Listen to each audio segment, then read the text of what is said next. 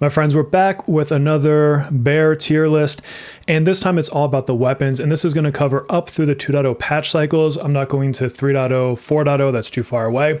And just like the Great Usher, I'm going to satisfy your needs by doing it my way. So this is not a traditional S, A, whatever ranking. And there's a lot to cover here, so we're not going to waste any time. Do me a favor, like and sub, help me get to that 10K, and let's just get into it. Let me give you a little setup here.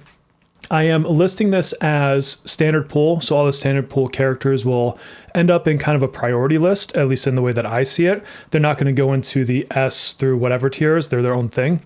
And I highly recommend that you don't pull exclusively for standard weapons. I think you just let them be your consolation prizes or using your coins from the Lufel business plan if you have enough of them. And then for the rest, here's the thing about tier lists, everybody can't be an S. And so where every weapon, except for maybe one, I think makes a character better, I am really going to try to limit how many people get in these top two tiers. And the reason I'm going to do this is because my thought behind this list is for the average player who has to make decisions. If you are spending enough money or have some godly luck and you can get all the weapons, then this tier list is irrelevant to you. If you're a person who is making a decision between should I get Chord's weapon or save my gems, or hey, I just got summer, Motoha, do I go for a weapon or do I try to wait and get Futaba? This is going to help give you some direction on where I think you can skip weapons. And so as a result, I might end up with a couple controversial picks from this. Some of this is based on my experience. Some of this is me just evaluating the weapons on characters like Mesa who I haven't used personally. And so yeah, let's just go from there. And we're just going to go in the order that we see it down here. And I've got Lufel.net up here. Use this site, it's fantastic. And this is where I'm going to pull all of my, different sources of information. And we're going to kind of speed run through this. We're not going to get into a dissertation for each of these weapons. So Lufel is the first one here. Lufel is really here to be your healer. And so your second weapon, or your 4-star weapon, increases attack, which is what he is built off of. And when Starfire is active, increase healing by 13% per stack. Or the 5-star increase healing effect by 22%, and for each Starfire, increase healing received and increase attack by 22%. These are very similar weapons. I think he is one of the lowest priorities that you can put on your list. Next up, we've got our friend Closer. Closer herself is kind of garbage. I don't know how to say that nicely. And so some of this will also take into effect that they could have the best weapon in the world, but if you're never going to use the character, it's irrelevant. So that will also influence my rankings. But of course, if you don't have a character, you just take them off of your list. Or if you love the character, you can bring them to the front of your list. That's perfectly fine. Play your game. But her weapons here, base 1 increase attack. And then if there's shocked foes, which probably there are if you're using Closer, increases attack by 38%. Her 5-star increases electric damage. So we're just trading attack for electric damage.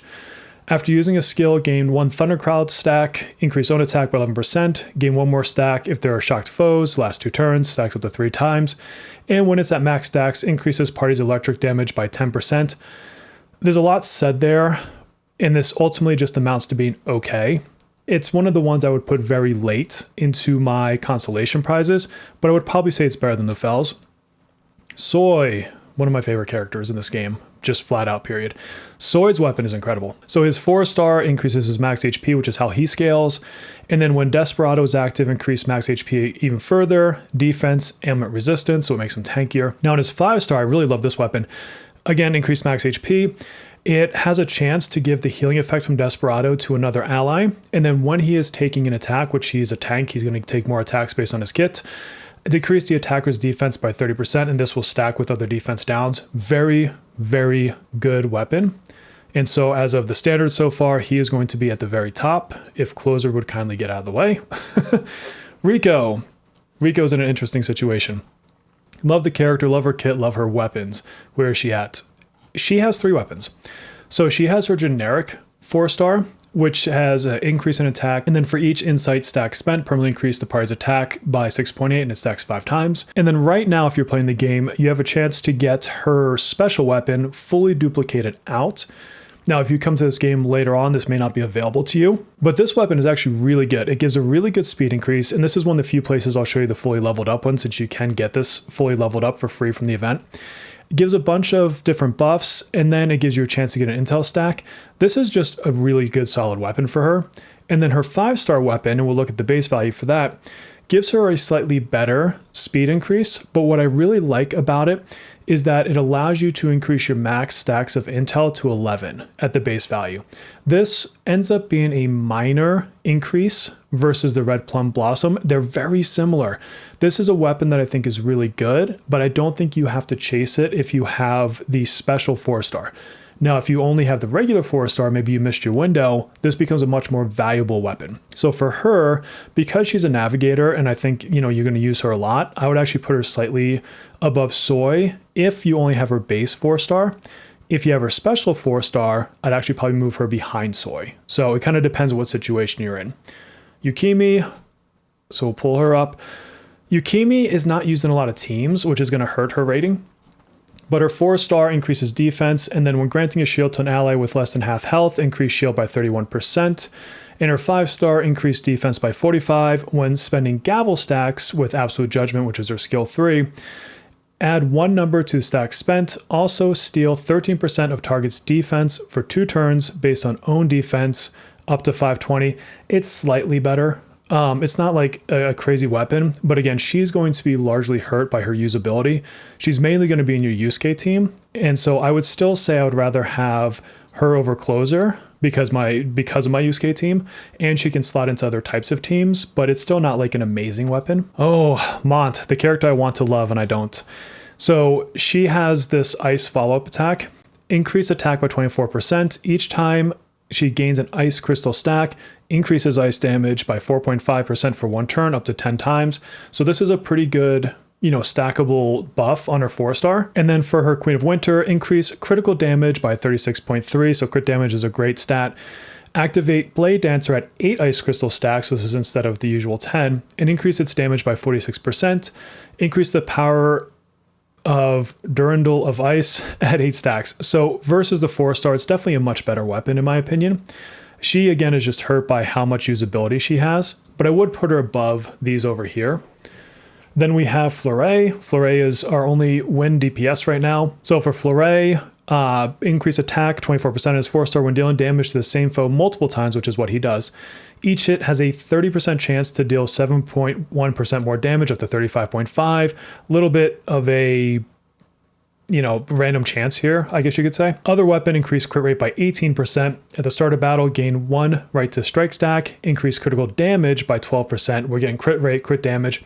And for each of these stacks, increase damage by the current number of stacks times 7.5, lasts for a turn. Basically a big spike in damage. More crit rate, more crit damage. Yes, please, that's what you want on most of your offensive people. I think he's more usable than Mont. 1, just because there's more ice characters than wind characters out there. And then 2, he's actually, if you got him built, he's actually a pretty good damage dealer, and you can use him in things like trials. So I think he's a more valuable player than Mont. Okyann. Okay, our first Navi in the list. Where is she sitting? Okay, 4-star, increase attack. She scales on attack. After using a support skill, 82% chance to gain 1 beat stack. It's a high chance, but it's still a chance. They should have just made that 100%. Another one, increased attack by a little bit more. After granting pulsating rhythm, 41% chance to gain a beat stack. So it's a lesser chance than this, but this is after you're using that extra, thing that she does. Increased buffs from pulsing rhythm by 26% more. This is not a chance, this just happens. So I think over the 4-star, it's definitely better. It's not a great weapon, but she is a navigator, and navigators are generally speaking going to get more use. So I would put her somewhere in this range. It really depends. I mean, if you're rocking a Phoebe and a Riko, you might want to start deprioritizing Okyann, in which case Flueret might get you through some trials. But she's still a good navigator to have at this stage in the game until we get probably past Futaba. So for now, I would put her here. Post Futaba, I would start really moving her back down the list. Leo, oh my god, my boy Leo, one of my favorite characters as well. So his 5-star is phenomenal. His 4-star increases shield by 16.6%, which is a skill 2. After using a skill on an ally, increase attack for 1 turn. For every 20% HP the target loses, increase attack by 20%. This is good. But on his 5-star, after using a skill on an ally, grant target one of the following buffs: increase attack, increase critical damage. If they have 2 or more friendship stacks, grant both and increase shield effects by 10% more. Basically, when you have him running, you're going to be given this crit damage all the time. It's a really solid weapon. This is probably one of the best in the standard pool. And it, as of this moment, will be my highest priority from a standard pool selection. Then we have Ki. He's going to be sitting in your fire teams. Ki really suffers by really only being good in one team. You could argue you could slot him in a couple, but at this stage of the game, you're really just going to use him in your on team. So increase max HP, increase Sacred Flame damage. Sacred Flame is his special mechanic from his skill 2. That's a 4-star. 5-star, a little bit better, increase that max HP. When inflicting burn on a foe, increase the damage taken by 18% for 2 turns. Each chosen one stack, increase the damage by 6% more. It's not bad. If you have a big AoE fight, then you might get into, a slightly better, use case of this particular weapon, but he's really hurt by his usability. And so I think for him, it's tough. For me personally, because I use the on team so much, I would put him over Flueret, but I don't think his weapon is as good as Flueret's, technically speaking. So this is where you're going to have to get into your roster and what you use it for. I love the on team and I use it constantly, that one and the Yusuke team. So for me, it's a higher priority, but it's a big trade-off. And everything down here is kind of like the winners of the losers, to be honest with you. So you can kind of pick your poison down here. He's not great. And then we've got Tomoko. Oh, Tomoko, I want her to be better. Increase attack. After spending Greenleaf, increase attack by 34% for 2 turns, so it's just a good amount of attack buffs for her skills. Increase attack by 30%.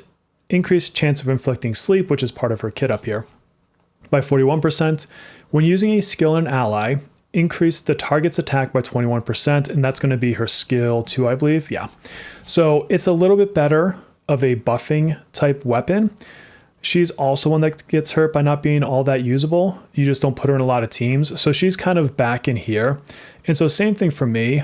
I would put her here on my own roster because I'm just not going to really use her that often. But if I am going to use her, I do want her juiced up a bit more.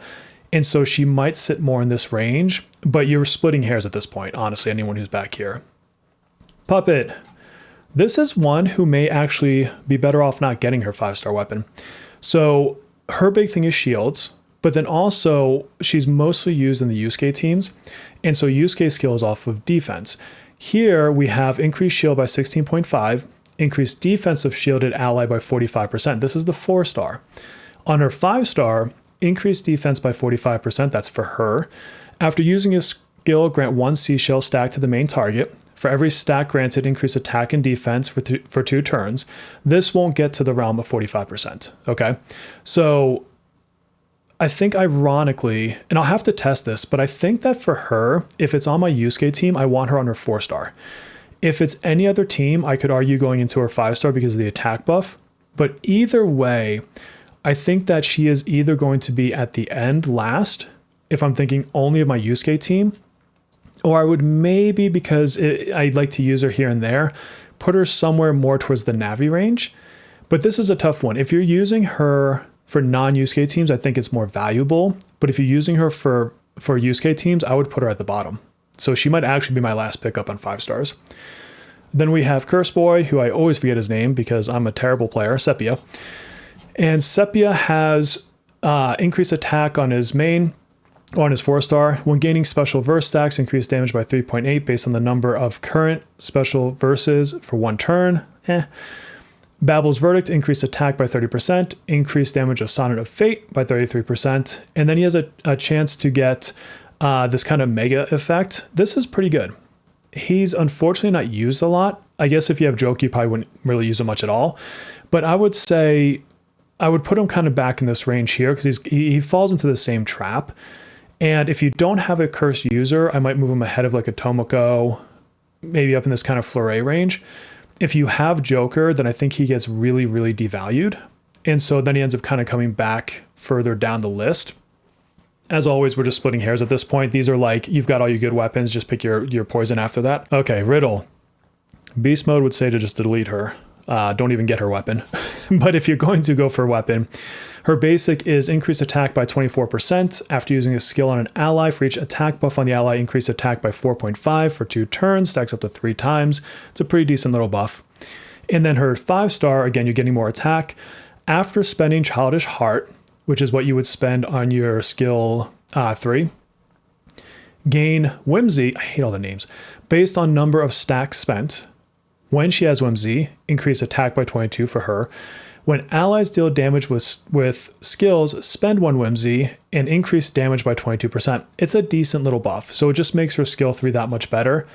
Now, she's also another one that suffers from usability, and so I think that I would honestly kind of put her more towards this range. I would rather build Flueret than I would rather pull her weapon. I would rather build Key for my on team than I would rather build her weapon. If you're not relying on an on team, then I would possibly put her up a little bit.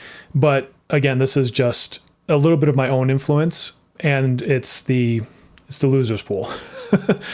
Rin I like. So her basic one is not bad.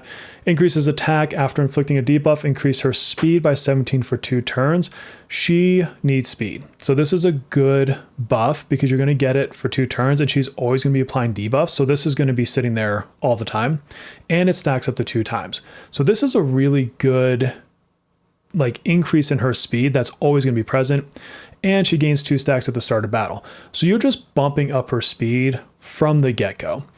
On the other side, for the 5-star, you have increased speed by 15, so it's less, and it's not stacking right there. After attacking a foe with a skill, Inflict Waters of Oblivion, this increases foe's damage taken by 1.2 for every 10 of her speed. Increase her speed by 15 for 2 turns. So now we're kind of getting into the realm of, getting close to this number here. You're not quite there, but you're close. After spending Mengpo Soup, use a skill on a foe, which is when you use your skill 3, inflict this effect on all foes. So I think overall this is better, but this is not a bad 4-star at all. So it does kind of beg the question of where would you put this in the priorities? I would say it probably would come around here. But if you have Riko's special 4-star, I could maybe see a case to put hers first. Matter of fact, that's what I would do for myself personally. If you're using her in a lot of teams, maybe put her above Soy, but Soy's is really good. And Soy is very flexible, so I don't know that I would necessarily put her higher. I actually targeted his before hers, so this is kind of where I think she would land. And then we have Joker, our first limited, actually. God, it took us a while to get to limited. Sorry about that. So on Joker, we have 4-star, increase attack by 24%. And then when attacking a foe with an ailment, which is always going to happen, increase attack by 36.2. Phoenix Dagger, increase attack by 30, so it's a bit better, of course. When gaining Will of Rebellion, which is his main mechanic, increases curse damage by 10%, stacks up to 3 times. It's 30%, so you're gonna get that pretty easily. Add 3 or more Will of Rebellion stacks, increase Ren's next damage by 23%. It's good. It's not amazing. It sounds better than I think it really is. And this is where I might make my first controversial take here, because again, I don't believe that you want to say that everyone is top S tier and go chase all their weapons. I honestly think you can skip his. First of all, he's mainly at this point going to just be used in Dominion fights on guild bosses. Does Dominion come back frequently? Yes. Do I think you need your 5-star for him? No. If you are pushing top end guild scores, you do need it, but that's a whole different argument. That's those that are, hitting the top 10 in guilds. They are getting everything. So it's a moot point. For your average player who's trying to save some coins, I think you can skip Jokers, honestly. On Miss Panther over here. 4-star, increase attack when attacking burning foes, which is probably going to be pretty often. Increase attack by 45%. On the other side, for her 5-star, you increase fire damage by 24.2%, so you're trading attack for fire damage. When La Via and Rose or whatever is active, inflict burn on a random foe. Increase fire damage for each burning foe, maximum of 76%. This is a pretty decent power spike for her, and it's one of the ones that I would put fairly high in my list. Now, this one gets to be in that kind of debatable range of where exactly high. I use her all the time, so I would love to have her weapon as a priority. It's also one you can just get from a selector, so it's very, very easy to get. But if you use your select on everyone else and you don't have an on weapon and you're using her, I would put her pretty high. If you don't have Joker, you don't have a good AoE damage dealer, I would actually move her ahead of Soy. Otherwise, I think she can live somewhere in this realm around here. I would say better than Riko if you have Riko's special 4-star, but play it based on who you use more. If you're using On more, get hers. If you're using Rin more, get hers. I would put, that's a tough one. I think because of how easy it is to get, I would put it here. But otherwise, if it's based on consolation prizes on losing on a banner, I would maybe put Rinse first. That one could be controversial. All right, next we have Morgana. Morgana is another one that is a special weapon as well. So Morgana, standard pull. Regular 4-star, increase attack when healing an ally with 80% or more HP, grants Moonlight, which increases HP and attack. This is okay. This is really the weapon you're going to use for the 4-star because you can max it out just by playing the game. Increase crit rate by 11%. You want Mona critting. When attacking with a skill, restore HP equal to 11.4% of attack to the ally with the lowest HP. Also 5% chance to inflict forget. Just don't even worry about that last line. You're basically doing more healing to people that need it. He's here to be a healer. 5-star, increase crit by a bit more. If a foe is critically hit with a skill, deal 10% of max HP as bonus damage. That's kind of negligible. You're not really trying to use him as a damage dealer. When using a healing skill, restore 9% of the target's max HP. If it misses, immediately gain Chivalry, which is his mechanic.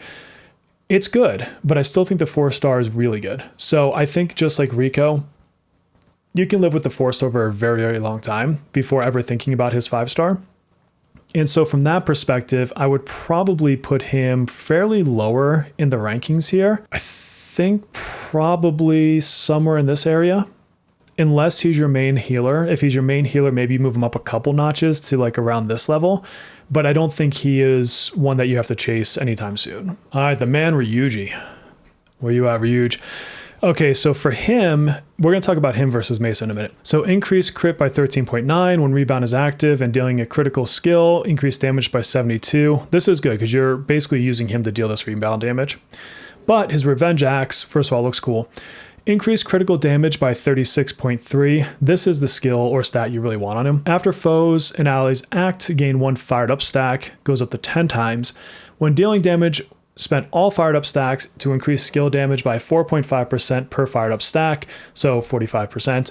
This is pretty good for him. The thing is if you're going to pull Mesa, it will devalue how good that weapon is because you probably won't use Ryuji over Mesa. But if you're not going to pull Mesa, then Ryuji's weapon gains more value. So I would put it probably somewhere around here. Again, you can get it from a selector, and this is assuming you have the special 4-star for Riko. But I would say of what we're looking at here, it's one of the better weapons, but it's not a huge priority because there's not a lot of physical battles to worry about. Yui, another limited character, finally. So many standards to get through, and I apologize for that. The future videos will be faster because we don't have to do them anymore. So hers, basic 4-star, increase crit by 13.9. When performing a follow-up attack, increase electric damage by 18.4 for 1 turn. Stacks up to 2 times. Pretty decent. On the other side, increase crit by 18.1. Increase follow-up damage, which is why you're bringing her, by 26%. When a follow-up is activated by an ally with player 2, which is like a buff she puts on, or by an ally dealing electric damage, so think Wonder with Thor, increase follow-up damage by 26% more. In practice, this becomes a really good damage buff, and because you're getting more crit rate, you've got a better chance in her cards to give her crit damage, which also helps her. So she is one of the ones I'm first going to put into the good improvement. And I thought about this one earlier today. If I could only pick one between hers and Joker's, I'd actually pick hers. We have less electric coverage right now because Closer is such trash, and I think her weapon really does a good amount of things for her. And it just allows you to build her a little bit easier. And I think that it's one that I would consider, really going after if I was pulling for Yui, which I did. I went for her and her weapon.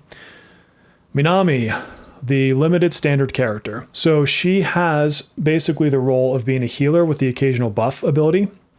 Increasing healing by 16.5, continuous healing, so heal over time by 54. After using a healing skill, 50% chance to grant blessing. Just a good all-around little heal thing. And then for her other thing, the 5-star, increased max HP by 30%. She likes to scale off of max HP. When she has diagnosis, increased healing effect by 10%. So think when you have like the number 2 on her buff and or on her bar, and then she launches skill 3. When spending diagnosis, increased party's damage by 25%. What I love about this weapon is honestly this last part. It's being able to launch a skill 3 to juice up damage, on top of the fact that she's already an amazing healer. I don't think she needs much help in the healing department at all. And so from a healing perspective, the rank 4 is perfectly fine. But from a, can I get something more out of her? I think this is a really good weapon for that. That said, I don't think it's all that necessary. So from my perspective, I would still put her pretty far back. Like I would put her around this range. She's going to do all of her healing just fine. It's just that extra little damage buff that you get from her that you're really kind of gaining by going to the 5-star box. All about the counterattacks, increased defense, which increases his damage. Each time a counterattack is activated, increase ice damage by 14%, stacks up to 2 times. So basically he's living with a 28% ice damage increase all the time. 5-star, better defense. At the start of battle, increase counterattack damage by 30%. After gaining a shield, gain a blade spirit stack. Increase counterattack damage by 2% per stack. At 6 stacks, increase counterattack damage by 2%. This is all just going into basically giving him a really good counterattack amount of damage. But here's the thing. Again, I go into there are characters that I want to highly recommend, but I really probably shouldn't. He lives somewhere between these two, if I'm going to be honest with you. I would say that I would probably put him here more than anything, mostly because he's so usable. So if you have him, it's a really good weapon to pull, but he functions just fine without it. He's just going to do a little bit less damage without it. So it's one of those, because of his usability, I might say it's actually a good improvement, but I could see the argument being made to put him at like the high end of Can Skip as well. I think you could go either way on this one. But me personally, because I use them all the time, and I think if you have them, you've got a really good reason to use them in so much generic content. I literally sit on stream and solo stuff, auto battle with Yusuke on my team all the time. So I think he could go into the good improvement, but he really does borderline these two from how I look at it. Makoto, our single target crazy nuke damage, 4-star weapon, ugly as hell. Unquenchable Flame, increase attack 24%. When dealing nuke damage, increase damage by 8% for each stack of tenacity. It's okay. 5-star, increase nuke damage by 24.2. When attacking a foe with elemental ailment, which is always, increase attack by 30%. When an ally inflicts an elemental ailment, gain a heat stack. When Crash Out is active, spend all heat stack to increase next nuclear skill damage by 10% for each heat stack up to 60%. This equates to a really good damage spike when you swap into her Crash Out. I think she is really my first highly recommend. She is so good to use. She's our best single target damage for a long time. If you have her, I would go for a weapon. And if it comes on a rerun and you don't have it, I would definitely push you towards getting it. Vino, her sister, basically. So Vino, 4-star increase attack. When a foe with an elemental ailment is present, which they are if she's there, decrease foe's defense by 18%. And also when inflicted with radiation, do further defense decrease by 18%. So you got a 36% decrease. On Shakedown, increase ailment accuracy by 36. You want her ailment accuracy juiced up because this will help all of her powers. After inflicting an ailment on foe, decrease the target's defense by 33% for 2 turns. Does not stack. Every 2 turns, at the start of her action, 80% chance to inflict a random ailment. It's a pretty good chance, but really what you're here for is these first 2. Ailment accuracy is going to make her defense downs and everything else that much better. And she's getting the reduction in defense. Obviously, it's 3 points less than down here, but you got to think about too how much this ailment accuracy helps her other powers. And so I think overall it's actually a really, really solid weapon. And so hers, I would put here. I'd put it somewhere around the Leo Shun kind of area as far as weapons go. I think it's truly up there as one of the best standard character weapons. Who's next? Next we have Phoebe. Phoebe's another limited standard character. All right, 4-star increase attack. After using skill, increase main target's damage by 8.4% for 2 turns. If the skill spends cocktails, increase damage by 6.3% more. It's okay. Big one, increase attack by 30%. For each cocktail spent, you randomly grant one of the following effects, so attack, damage, or crit rate. Pray for crit rate. They do not stack. If cocktail spent was tailor-made, which is like the top end, multiply effects by 120, then it goes down 150. And then what you really are here for, every 2 cocktails gained, reduce her cooldown time by 1 turn. It is a lot more powerful than it sounds. I think from a weapon standpoint, she is actually the best standard weapon. And I say this because she's a navigator for one. So whereas Leo is on specific teams, she can go on just about every single team, if not every single team. So she gains value there. She is one that, from my personal opinion right now, because of the way they're treating standard characters, if they came off this Twitter contest right now and told me that I won Phoebe and her banner was still there for the weapon, I would go use my limited resources to pull it. I honestly think it's that good. And so from the perspective of the average player that needs to save a little bit more than I do, I would say wait for it to hit standard. But that's why I'm rating it so high here. I think for any sort of score chasing, it's one of the best that you can have. So definitely deserves a very high spot on the standard pool. Chord. Oh my God, we just did all sorts of videos on Chord. Chord is absolutely incredible. If you've been using her, you finally know and feel what we're talking about. Her weapons are no exception. Increase attack after using Catchy Hook, increase attack 52% more for 2 turns. Or on the 5-star, at the start of battle, fill highlight gauge by 40%, which is fantastic. Increase co-star's attack by 15%. Each time an ally uses a highlight, increase co-star's attack by 5% up to 3 times, so that's up to 15. This honestly is an absolute must pull. Period. Like I said, there's very few people that are going to get these top rankings from me, and she is absolutely, arguably the best 5-star weapon through 2.0. Then we have Summer Motoha. Summer Closer, whatever you want to call her. So 4-star weapon, Sunbathing, attack up by 24. When receiving healing while in midsummer state, damage increase by 14.5% for 2 turns, which will end up going up to 29%. On her 5-star, Blessed, damage increased by 24.2. While in midsummer state, crit multiplier increased by 26. Again, we love crit multiplier. Upon entering the state, gain 2 stacks of sunlight. And then when she uses a persona skill or highlight, she uses one of the stacks to increase the skill's damage by 34%. All around a very juicy kind of weapon. But I think she's only going to live in the good improvement. Reason being is we don't lack AoE characters. And if you've never pulled for an AoE character, you still have On. And On is fantastic. Where she is beneficial is she's the only light damage dealer right now. And so she kind of fills her own little niche. But I don't think I've ever been in a spot where I've been like, I really need her, like in my care account. What's slightly different with Global, and I said this in a different video, is the Velvet Trials. She'll make those easier for the light battles. But now that we have Riko, you can also get through them without her. So it kind of decreases her value a little bit. So I can't put her in the highly recommend. I think it's a good improvement. I don't know that I'd quite put it in the you can skip, but kind of like Fox, maybe arguable there. But for me personally, I think it's one that you would want to look at. But if you're low on resources, I think you can skip this one. And then we have Summer Moko. Summer Moko, what are you using her for? Honestly, you're mostly using her for the follow-up healing and for this Please Enjoy for the effective hit rate increase, things of that nature.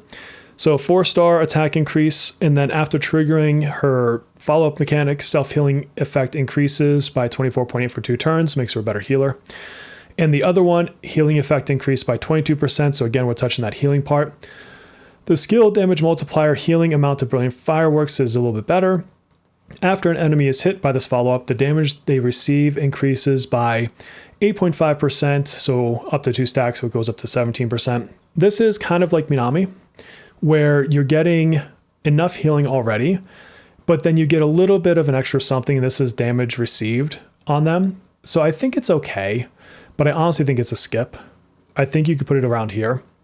And so if you're going to use her, with horror all the time, maybe you could put it like in front of a Joker, but I think that hers is skippable as far as weapons go.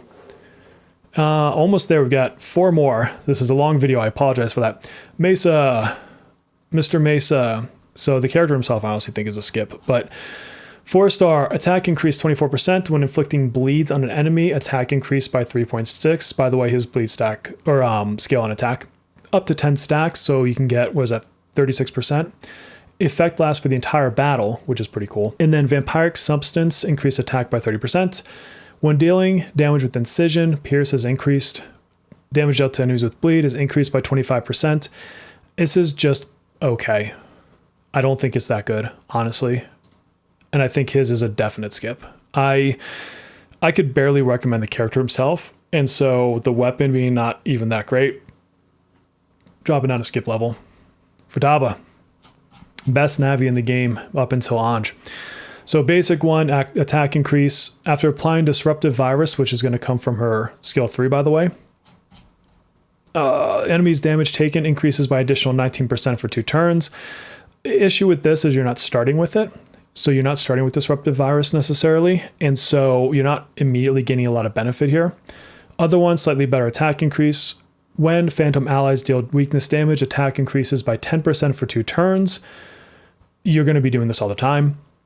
When Futaba applies a debuff to an enemy, that enemy's critical damage taken increases by 7.6 for 3 turns, can stack 2 times. Guess what? Debuffs. She's going to be my other must pull. Honestly, I think that these two, up until the 3.0 patch series, are the only 2 weapons you should consider actually fully chasing, and then go into like your highly recommend level. Cherish. Cherish, I still wish he came out at the start of the game. He's going to be here to shield. He's really valuable in a Yusuke team, and he can be super, super defensive, and you can replace like a healer with him, just so you know a little bit about him. 4-star, shield effect increased. For allies with less than 60% HP, shield effect is further increased, just all around beefier shields. Medal of Glory, defense increased for him. Saint of Honesty, shield amount increased by 30%, so, you know, better than that. And for each stack of Saint of Honesty, allies get an additional 8% damage bonus up to 2 stacks. It's okay. It's okay. I think that overall, being that he's a standard character, I would probably put him right here, because by the time he comes out, most of these other characters you're really not going to use that often, except for maybe Key in an on team. And so I think everyone above him is better, but then he kind of forms like the gap between look for it and really don't care. Haru. Code Noir. You're going to love this one. So 4-star attack increase for each enemy with a status, ailment, attack, and ailment accuracy rate increased by 6.3 up to 18.9. 4-star ailment accuracy rate increased by 36% when attacking enemies with aim point, which is one of her mechanics. Psychonesis, so psi damage, increased by 24%. Each time modification is obtained, which is another mechanic of hers, attack is increased by 34%. This translates to a good damage buff. And the other thing that's to note here is having this ailment accuracy helps you hit her thresholds, because she works on basically hitting thresholds of EHR or ailment accuracy. And so it reduces the reliance on having Summer Moko. So this can help you not need Summer Moko, which is good in its own right. Or if you're using it with Summer Moko, you're just all around doing better damage. She is going to go into highly recommend. I think, honestly, it's a toss-up between these two. I probably in modern day would use her more than I would use Makoto, but especially if she's coming out with her buffs, I think that I would definitely look for her weapon. And then finally, our last one is, God, there's a lot of characters to cover, is going to be Mont Figure Skater or Mont Swan. She suffers from not having a lot of places to be used, but her 4-star attack increased by 24%, and then each time Morning Dew Crystal or Winter Frost Crystal, these are her mechanics, is obtained, attack permanently increased by 3.3 up to 10 stacks, so she ends up with like a little bit over 30% damage boost, or attack boost, sorry. And then her 5-star attack increased by 30% each time one of those is obtained. Crit rate goes up by 5.4. When deploying Spring Barrier, Winter Night Barrier, Wind Ice damage increases by 27% for 2 turns. So these are pretty good damage buffs overall, especially because you're getting this crit rate right there. The issue is she's not really used that often. So I would say I would probably put her somewhere around here. Arguable, because I would actually probably still use Fox more in just generic content for like auto farming type stuff. But when you need her, it does help her. So it's a good improvement. I don't necessarily think I would totally skip it unless I'm just low on resources. But the problem is I don't think you're going to use her as much as you might want to, unless you just love the character and you make a use case for her, which sometimes we do. But definitely not a highly recommend, because the character herself is not going to be used as much as these 4.